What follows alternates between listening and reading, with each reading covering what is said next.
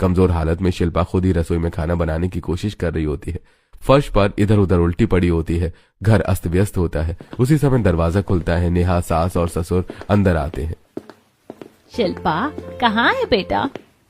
Mummy जी, लगता है दीदी की तबीयत बहुत खराब है। रसोई से आवाज आ रही होती है। वो रसोई में जाते हैं। शिल्पा को देखकर नेहा घबरा जाती है। वो चक्कर खाकर गिर पड़ती है। सास ससुर नेहा जल्दी से शिल्पा को बेड पर लेटाते हैं। नेहा पानी के छींटे मारती है। तभी शिल्पा की आंखें खुलती हैं। सबसे पहले उसकी नजर सास ससुर पर पड़ती है। उन्हें देखते ही सबका सब्र टूट जाता है। वो रोते हुए हाथ जोड़ लेती है। मम्मी जी, मुझे माफ कर दीजिए। मैंने आप दोनों के साथ बहुत बुरा बर्ताव किया। आज मुझे समझ आया कि जब कोई साथ नहीं देता तो अकेलापन इंसान को खा जाता है। आप सही कहती थी, सास ससुर की जगह माँ बाप की ही होती है। आज मुझे आपकी बहुत याद आई। जब मैं यहाँ रहती थी आप लोग मेरा कितना ख्याल रखते थे, प्यार से बात करते थे और मैं आपसे इतने गंदे तरीके से बात करती थी। आज मेरी तबीयत खराब है, मैं पूरे घर में अकेली थी। मुझे अपने लिए खाना भी खुद ही बनाना पड़ा और कोई भी प्यार से पूछने वाला नहीं था। दीदी, आपको याद है एक बार मम्मी की तबीयत खराब थी और आपने उन्हें कितना इग्नोर किया था? जिंदगी में अगर परिवार का साथ ना हो तो जिंदगी अधूरी होती है और उसमें कोई मजा भी नहीं होता। बेटा, यही होती है फैमिली की इम्पोर्टेंस।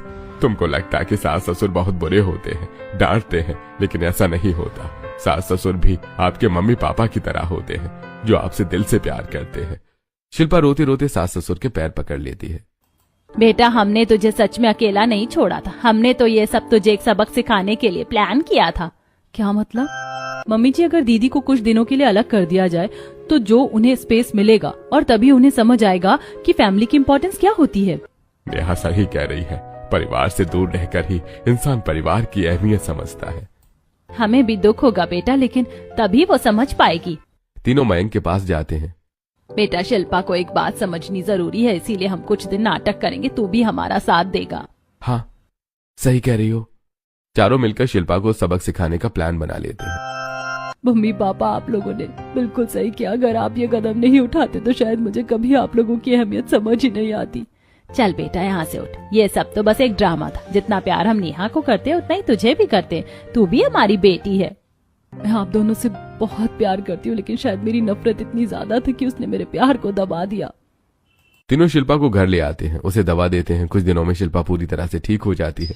एक दिन डाइनिंग टेबल पर पूरा परिवार बैठा होता है। शिल्पा उठकर एक छोटी सी दवा की शीशी सास को दे देती है। मम्मी जी, मैं आपके पैरों के लिए एक दवाई ढूंढ कर लाई हूँ। अमेरिका में मैंने एक आंटी को दी थी। उनके पैरों का दर्द एकदम ठीक हो गया था। अरे वाह बेटा, ये तो बहुत अच्छी बात है। मेरी तो आधी टेंशन ही खत्म हो गई। मम्मी जी, अब मैं और नेहा दोनों हैं। आपको कभी कोई टेंशन नहीं होने देंगे। सास की आंखों में सुकून के आंसू आ जाते